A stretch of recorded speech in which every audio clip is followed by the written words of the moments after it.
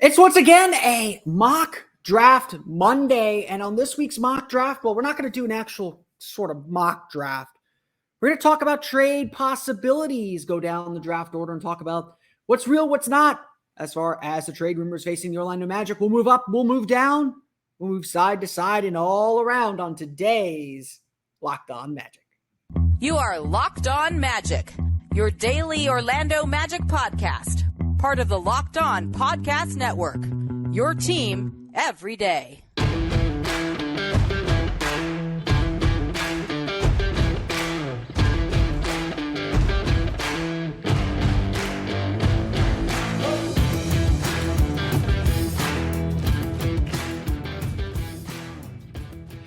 And you are indeed Locked On Magic. Today is June 12th, 2023. My name is Philip Rossman-Reich. I'm the expert and site editor over at OrlandoMagicDaily.com. You can follow me on Twitter at PhilipRR_OMD. On today's episode of Locked On Magic, it's our mock draft Monday. We're going to chat about the Orlando Magic's trade possibilities. I don't have like a strict mock draft for you today. We're going to talk about some trade opportunities, some trade potentials on today's episode. I will have a kind of refresh mock draft with some of these discussed coming up on OrlandoMagicDaily.com later on Monday, potentially early Tuesday. But we're going to talk a little bit about the rumors that are going around about the Orlando Magic and really kind of apply them and put them to the test. We'll talk about that coming up here in just a moment. But first, we want to thank you again for making Locked On Magic part of your day every day, no matter when you listen to us, whether it's first thing in the morning, whether it's right when we upload. We truly appreciate you making Locked On Magic part of your day every day. Remember, there's a great Locked On podcast covering every single team in the NBA. To search for Locked On and the team you're looking for, the Locked On Podcast Network. It's your team every day. Today's podcast is brought to you by PrizePicks. First-time users can receive a 100% instant deposit match of up to $100 with promo code LOCKEDON. That's PrizePicks.com, promo code LOCKEDON.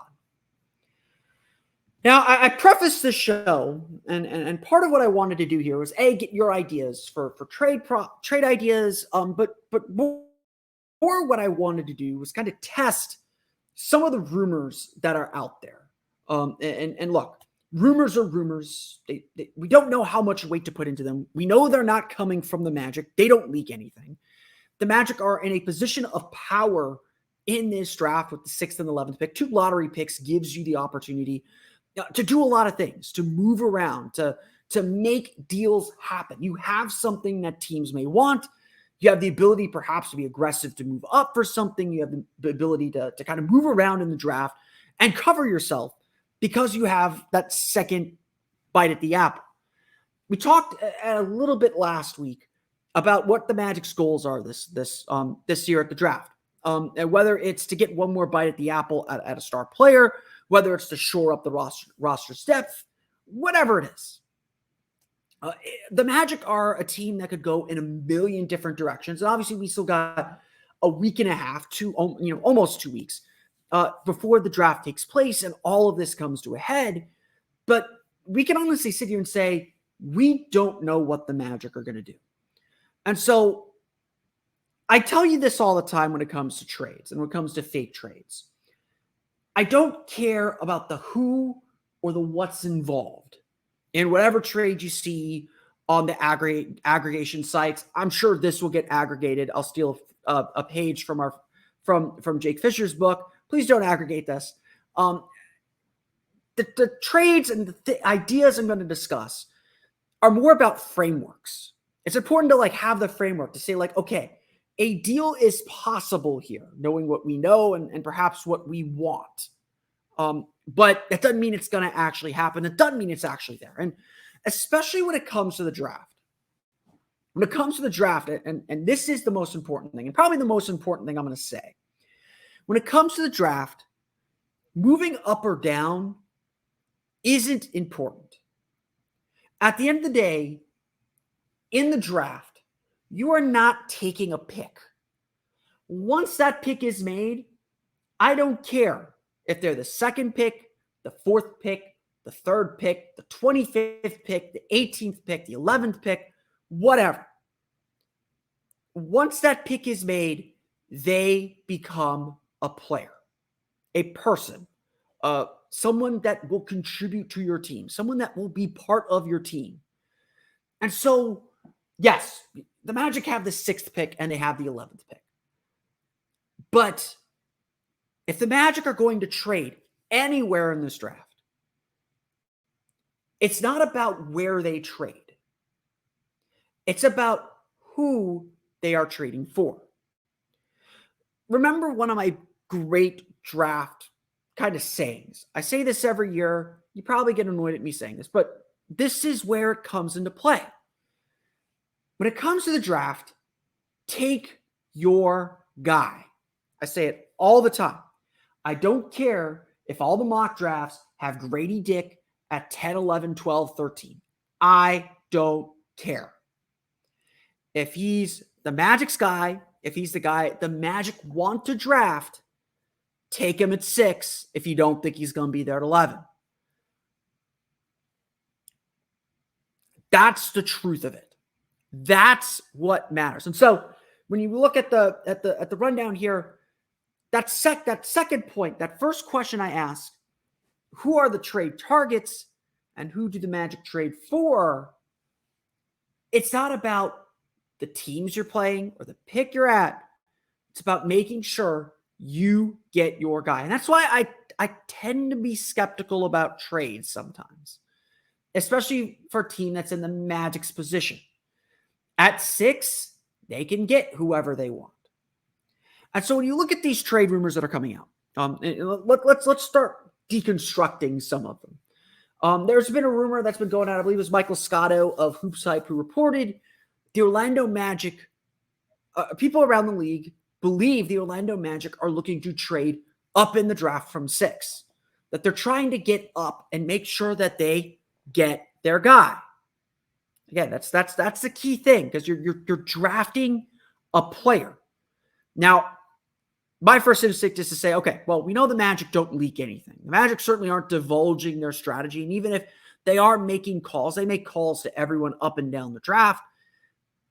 To me, this smells like there's a team in that 3, 4, 5 range, probably Portland, who doesn't really like where they're at, where the guys that they could pick at their spot, and want to see if they can move down to take someone they're a little bit more comfortable with.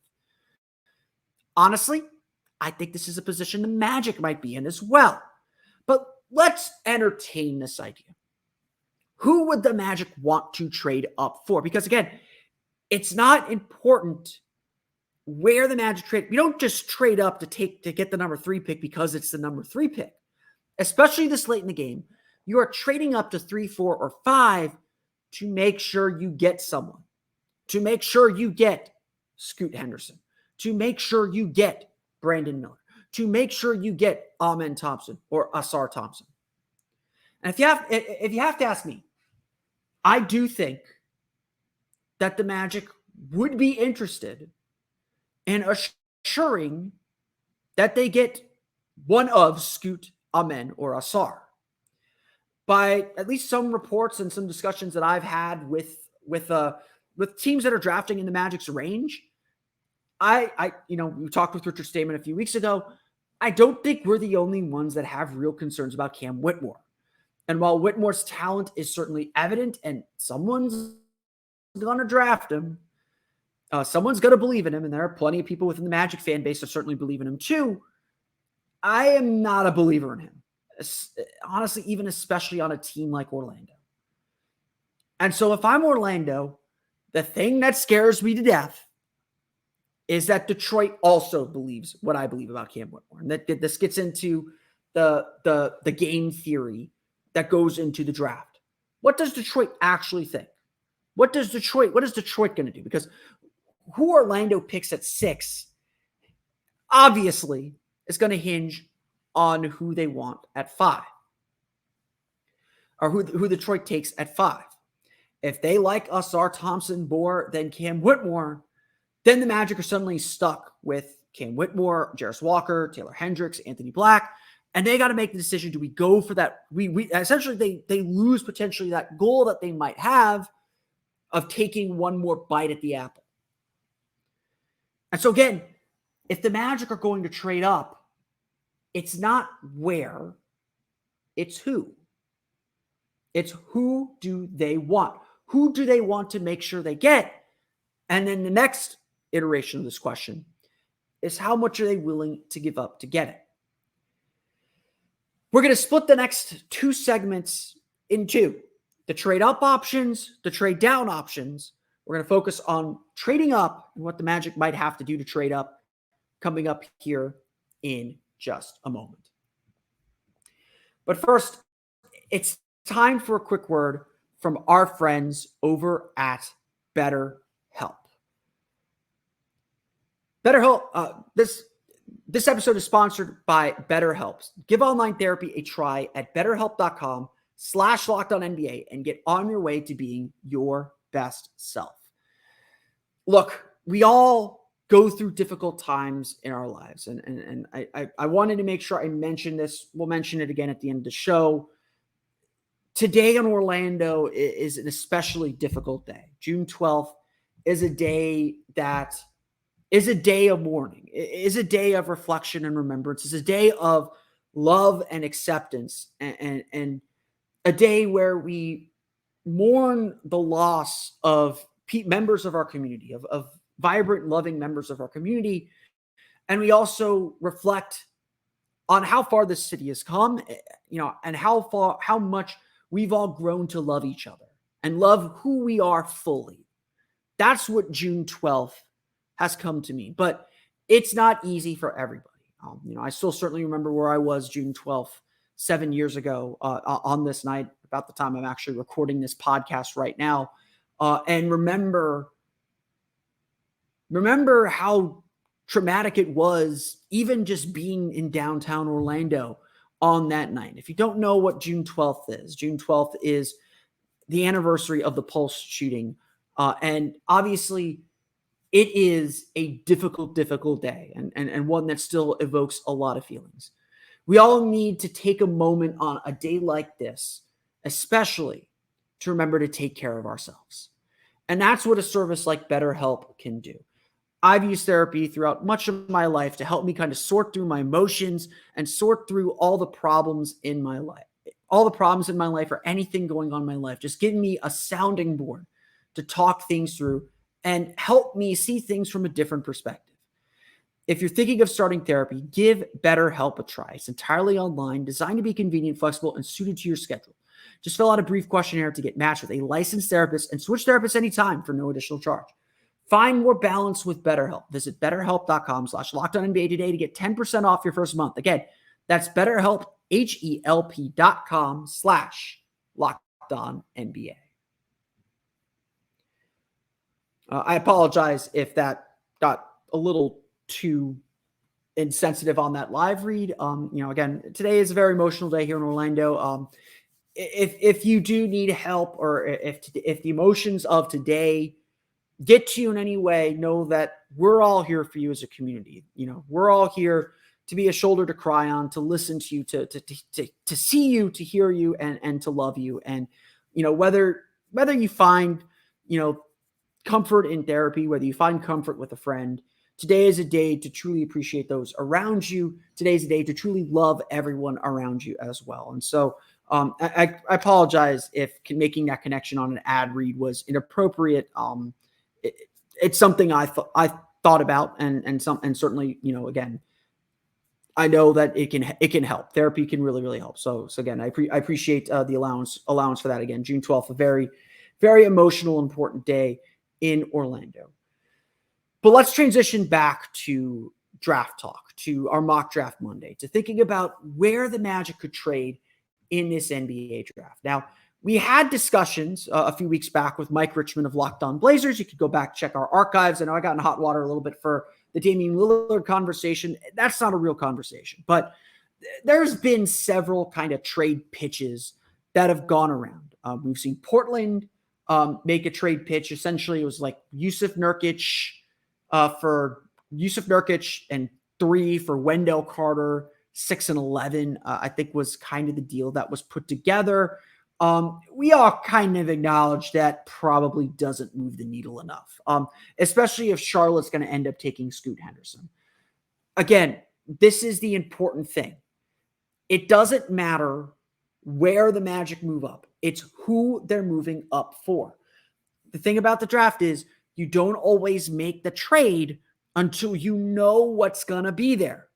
Now, if you need a star and you just need to get into that top 3, you may not care whether you get Brandon Miller or Scoot Henderson.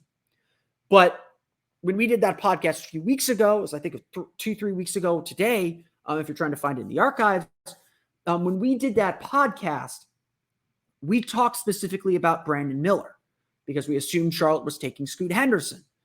And I said on that podcast, and I still believe it today, Brandon Miller is a very good player. I think that he will be a very successful player. I think that he is going to contribute very, very quickly.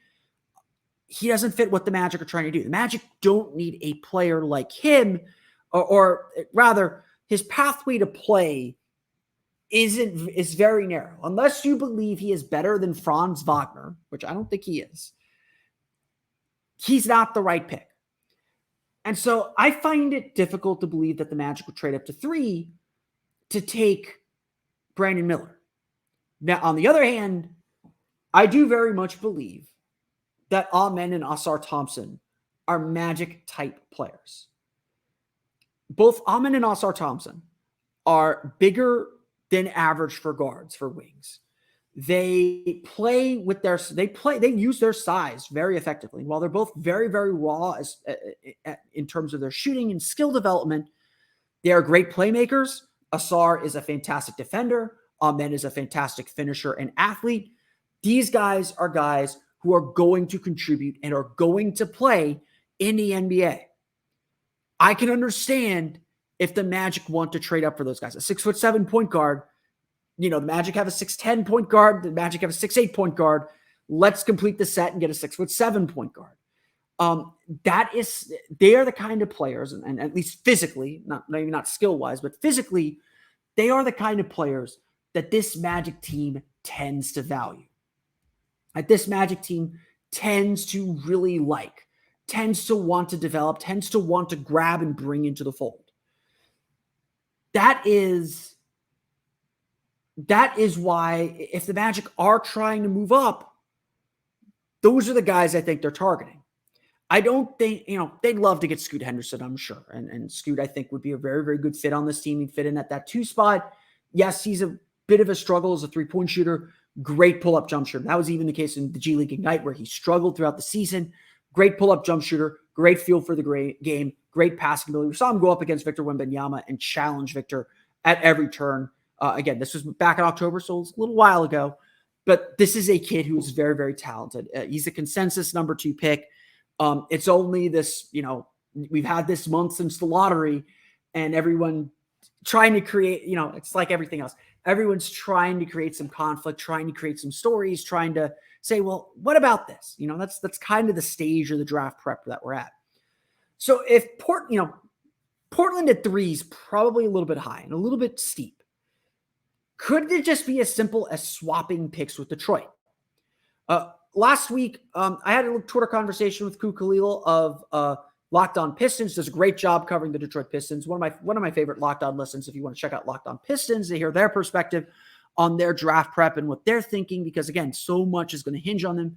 He pitched me a deal of 5 and 32, their second round pick, along with Marvin Bagley for Jonathan Isaac, 6 and 11. And my first response was, to move up 1 spot, that's giving up a lot. And the way I kind of thought about it was, okay, we're trading 6 for 5. Okay.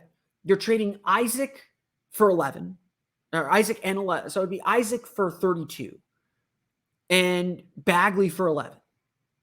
That's not a workable deal. That's not a deal that the Magic are going to do. So what I told him was like, okay, whoa, roll it back a little bit.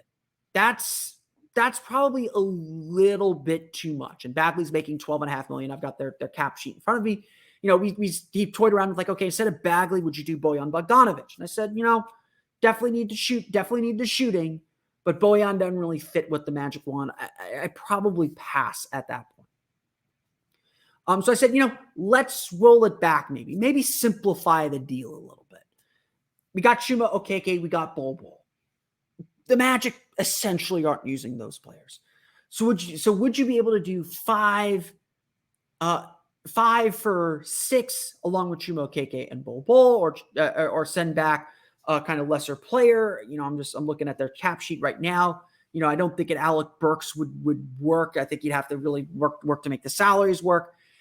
Just looking at this a little bit closer, and I wasn't looking at it super close, the framework for a deal kind of collapses pretty quickly because of the salaries. The Magic aren't trading Jonathan Isaac in a trade like this.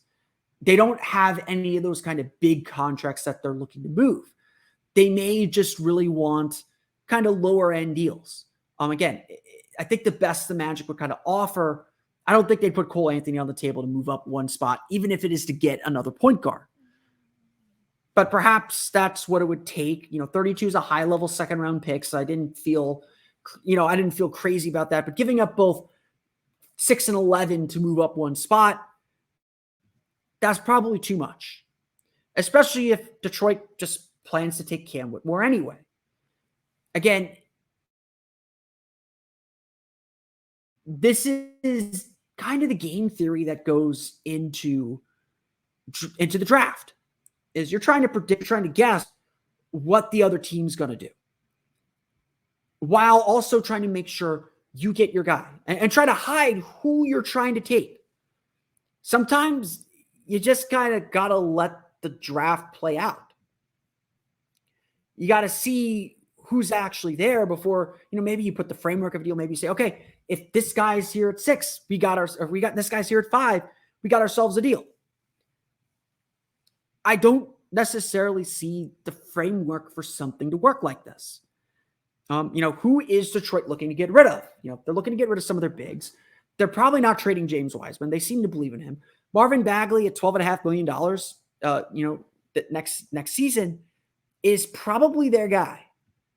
Are the Magic ready to invest in Marvin Bagley the third? He's got 2 years left on his deal at $12.5 million.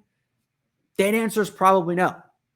Would an Isaac for Bogdanovich? Would Isaac in 6 for Bogdanovich in 5 be more realistic? Perhaps, but I'd be skeptical too, because again, who the Magic like, the kind of players the Magic like, they're not just trying to make trades to make trades. They want something that's going to be part of their foundation. Again, maybe Amen Thompson's worth it to them. Maybe SR Thompson's worth it to them.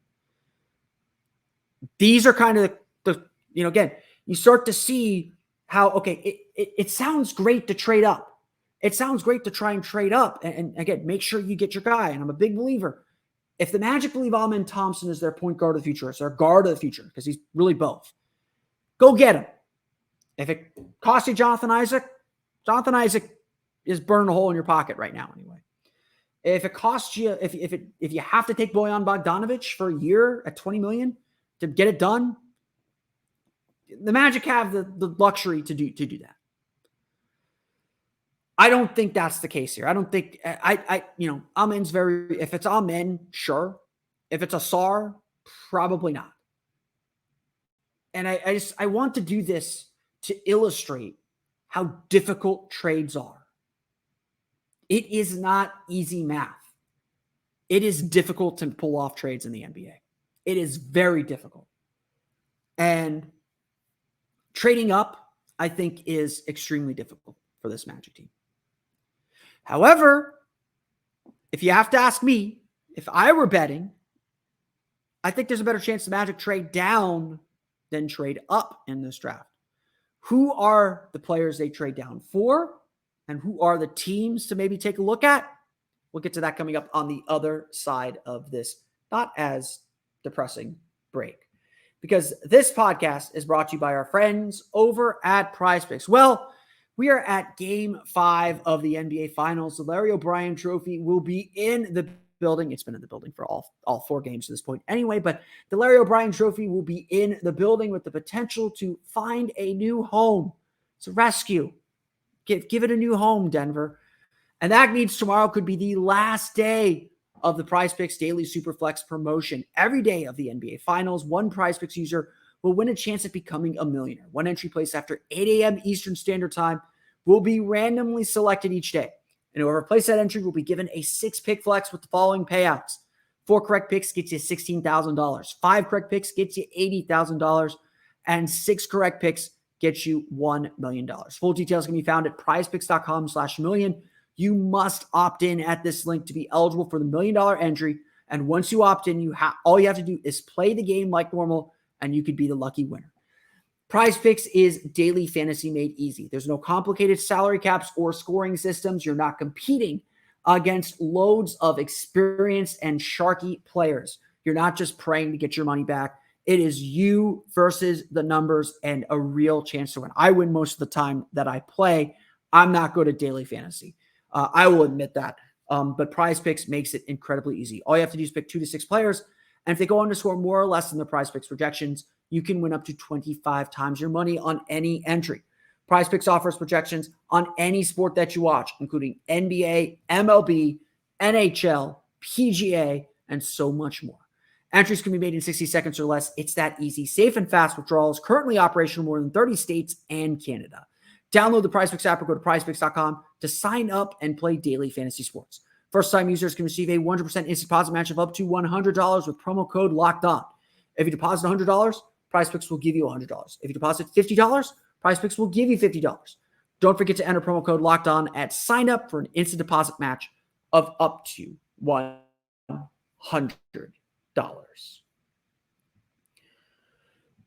So we talked a little bit about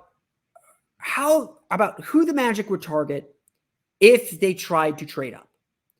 And like I said, I think it's obvious who the Magic would target. I think that they'd be very much in on Scoot Henderson. I think that they'd very much be in on Amen Thompson, especially. And I think they'd hope that Asar Thompson would fall to them at 6. But if they really like Asar Thompson, they could overpay a little bit and move up to 5 and make sure that they get him from Detroit. And Detroit will take Jarris Walker anyway because they love centers and big men for some reason. Again, I like those players. I like all of them. And I do believe in the one more bite at the apple. I do think that the Magic should take a swing with one of these picks and give themselves another chance at a star player. I do think that that would be a valuable use of this resource and of this opportunity. However, I don't know if that's the direction this team goes. If the Magic are stuck with Cam Whitmore at 6, look, Cam Whitmore can shoot a little bit, but I'm concerned that won't translate to the NBA. And if he's not a scorer in the NBA, which I'm not certain he will be, then he's not anything else. Like, he can defend a little bit, but that's not his expertise. And so hopefully, maybe he proves me wrong with whoever drafts him. I don't think he's the right pick for the Orlando Magic. If I am left, I would take Asar Thompson over him. If Asar Thompson's off the board at 6, I'm trading down if I'm Orlando. And I definitely have a few ideas for teams that I would trade down with. I would look at very, very hard at trying to trade down with Washington. But more importantly, with the team I would target, it's the who. I think the Magic taking Taylor Hendricks at 6, it's not that it's a reach. It's certainly upper bound of where he will get drafted. But I think that you can convince another team to take a Cam Whitmore. That Cam Whitmore has enough value around the league that you could convince a team to trade up, even a couple spots to make sure they get him and collect some assets in the process. Collect a veteran that will help you, so you don't have to worry about that in free agency and overpay on that. To me, that I think might be the stronger strategy. And then you want to take a home run swing. Bilal Coulibaly, Derek Lively, even Dark Whitehead are right there to be taken at 11 if that's where you want to go.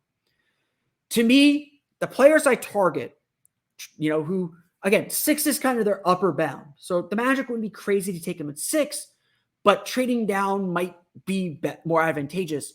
There's 2 players I really look at. There's 3 players I really look at actually in this range. That's Taylor Hendricks. Talked a little bit about him last week. Great rim protector. Great versatile defender at the 4 spot. Good length. Good athleticism. Not going to give you a ton offensively. Can spot up shoot. Can drive to the basket a little bit. Especially can run in transition. But I think he's got a very limited ceiling. He's going to be a role player. He's going to be a solid role player. But I don't see him as a star. Anthony Black from Arkansas. great defender, probably the best defender. Either him or Asar might be the best defensive player in the top part of this draft. I'll give respect to Marcus Sasser, who's probably going to be a second-round pick. Anthony Black plays 6'7" point guard. Again, the size that the Magic like. We know the Magic like big players who are big for their position. Can attack the paint, has some floater game, still got a little bit of work to do with the shot, but the defense is there, and that's just a sign of hard work. The guy's going to work really, really hard, and he's got the body to hold up. Cason Wallace, really explosive. I think he will succeed a lot more in NBA spacing. For him, it's just going to be about learning how to finish and shooting a little bit better, but he runs the point really, really well, can play make a little bit, a lot of places where he can improve. Great off the bounce, great getting by his man, getting in the paint, causing the defense to collapse. Those are my three guys, and I know two of them are point guards, and the Magic are pretty loaded at point guard with Cole Anthony, Jalen Suggs, and Markelle Fultz. But those are the three guys that I would look to trade down to take if, someone wants to move up to 6 or is really insistent on moving up to 6 to get, a player that maybe you're not as interested in. Again, I'm not super interested in Cam Whitmore. So trading down from 6 to me is a lot more ideal. And the team that I've been targeting and mentioning, and I'll mention a few here. The team that I've been targeting has been Washington at 8. Washington at 8, Washington is in this huge state of flux right now. And I think for them, they are a team, if I were Washington, I'd be looking to try and move up. Try and expend some assets. Kyle Kuzma, Kristaps Porzingis both have player options. It sounds like Porzingis may opt out. He's got $36 million owed to him. He will not get that in this open market, so maybe he won't. Kyle Kuzma, it sure sounded like they wanted to re-sign Kuzma, but that didn't really work out. The guy that I've been kind of hinting at and targeting is Daniel Gafford. So if you trade a 6 and a player, let me take a look at the Magic's cap sheet real fast so I can tell you who I would think about. If you trade 6 and Magic just don't have the salaries like Chuma Okeke and Bol, that's $7.7 million. That gets you pretty close. You trade Chuma, Bol, and 6 for Gafford and 8, and then use that pick to take Anthony Black or to take Taylor Hendricks. You filled that backup center need that I talked about a few weeks ago. Gafford's contract is a little bit of a concern. Got 3 years left, starts at $12.4 million this year, increases to $13.4 in 25 and $14.4. But with the salary cap expected to go up, that may not be a super concern. If Washington's looking to restart, having them stock up some draft picks, having them, try and get a Cam Whitmore who's a star, or an Ausar Thompson who they think might be a star. That might be a team that's eager and willing to deal. Again, there's a framework there. Whether that's a good deal or not, I'm probably going to get slammed in the comments. I'm bad at making trades. That's not my expertise. I'm good at identifying frameworks. I'm good at identifying like questions and issues. I'm a lawyer. I'm a lawyer. I've trained as a lawyer. I'm good at identifying issues. I'm not always good at solving problems. And being like directly saying like, okay, this is what we should do. And obviously I don't always have all the information. Information certainly, I expect Jeff Weltman has reams of data on every player that he's thinking of acquiring. If Daniel Gafford's a guy that they're interested in, I'm sure they know exactly how he would fit or what they would be able to do with him. If Gafford's contract scares you, Monte Morris got $9.8 million. You could certainly hit that. Okeke Bowl for Morris, but then why would Washington do that and then not draft a point guard unless Asar's there or Amen's there? Or, you see why fake trades are kind of weird. You start asking all these questions. When I did the Locked On mock draft, I did talk with Washington a little bit. We talked Gafford. We talked Denny Avdia, $6.3 million. You could do an Okeke for Avdia swap. Maybe that's an upgrade. Avdia is a decent shooter. Really, theoretically he's a decent shooter. Didn't shoot the ball well last year, except against Orlando. But maybe you go for another young guy, get a second draft guy on a rookie scale contract. to see if that works. And again, maybe that helps you fill a little bit of a need with a potential shooter, but you can see how this expands and goes from there. The other team I would look at is Dallas at 10. Now, I don't think Taylor Hendricks is going to get past Dallas at 10. You'd be drafting 10 and 11 back to back. Maybe that's something you want to do. But what would it cost Dallas to trade up from 10 to 6? Would Reggie Bullock do the trick? Reggie Bullock has, it looks like, an option for this season. For the season or not, he has a non-guaranteed deal for the season, only $5.5 million guaranteed. Obviously, that would be guaranteed. He's a great shooter, so maybe you could do Bullock and 10 for 6, just straight up like that, or Bullock and 10 for, again, 6 and OKK. Maybe you have to throw Bol in there. Dallas certainly could use some cheaper contracts to kind of balance their roster out. They're looking to cut costs a little bit. And again, maybe the Magic do some of these moves after the calendar turns over, when they do have all the cap room. They can absorb some of that money into cap space and all that. So, there's a bunch of different things they could do. Dallas, to me, is a team that needs to get an injection of young talent. But then again, to this point, Dallas doesn't need a star. They need guys who are going to fill around their roster. If they're really determined to get Taylor Hendricks, maybe Cam Whitmore does fill in really well with that Dallas team that has creators. So Cam Whitmore can be a spot up shooter more and less of a driver. Maybe, I don't know. This is, again, the question that comes with trades. So to me, those are two opportunities to trade down. I would look at a couple of those other teams before the Magic pick at 11. Even Utah. Utah and Orlando are kind of at the same stage of their development and their rebuild. They both had surprising and promising seasons last year. They're still relatively young. So I think it's harder to trade again. Like, remember what I say back at the trade deadline. At the trade deadline, you need buyers and sellers. And especially at the trade deadline, you don't find mutual partners as much. We're in the offseason, so maybe there's a mutual partnership there. But, again, would Utah trade? I'm just looking at who Orlando might be interested off Utah's roster. They're probably not interested in Taylor Horton Tucker at $11 million. After that, there's just not a lot for them to trade. I can tell you, when we did the Locked On mock draft, David Locke tried, the Jazz, David Locke representing the Jazz, tried to trade me a bunch of the Jazz's picks of the 20s, which I have zero interest in, because I just don't think there's a lot. I'm not interested in many players after that top 15 for Jalen Suggs. I was like, Jalen Suggs is better than all those guys. I'm sorry, man. And the contracts just didn't really line up. There's opportunity. I do all this. And again, I'm looking at this kind of in real time, and I've thought a little bit about the potential to trade down. I've honestly thought more about the potential to trade down than I have the potential to trade up. There are teams that could be interested, and ways to make it work, and ways to build offers and build trades that could put the Magic in an advantageous position, or could help the Magic get their guy and do a little something else and do a little bit more. But making trades are hard.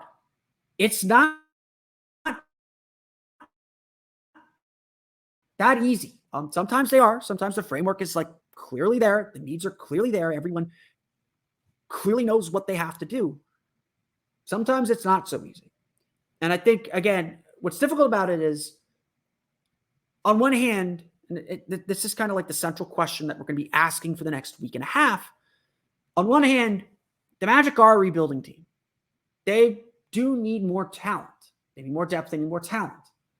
On the other hand, until they packed it in for the season with 3 games left, they were 3 games out of the final play-in spot. They started the year 5-20. They're not that far off. So they don't need to get a draft pick that's a star. They need a draft pick that's going to contribute, that's going to help them continue to grow. And so the Magic are still trying to figure out, I think everyone is. I don't think it's just the Magic. I think that these questions are questions everyone's asking as they try to decipher what the Magic are going to do. And the Magic work in so much secrecy that it's hard to get a sense of it. The question is, what are the Magic going to do? And what are their needs and goals on draft night. I will go back to this. It's not about targeting teams. You can figure out a way to make trades work. I pitched a few ideas and pitched a few things just off the top of my head. Really, to get trades across the finish line takes the determination to do it, the resolve from both sides to just get something done, and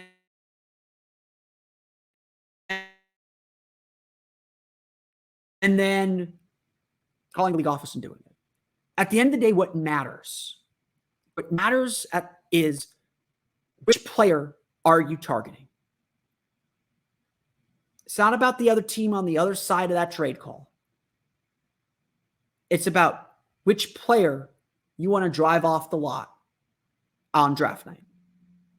And I think that's really ultimately what we're going to be discussing and talking about from here to the end of the season, or until the end of the draft process.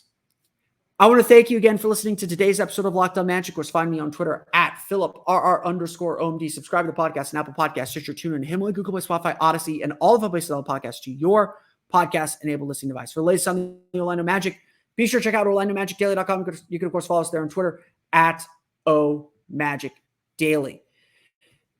I want to make sure I announce this. I am joining Subtext. We're going to do some direct messaging to you here on Locked On Magic.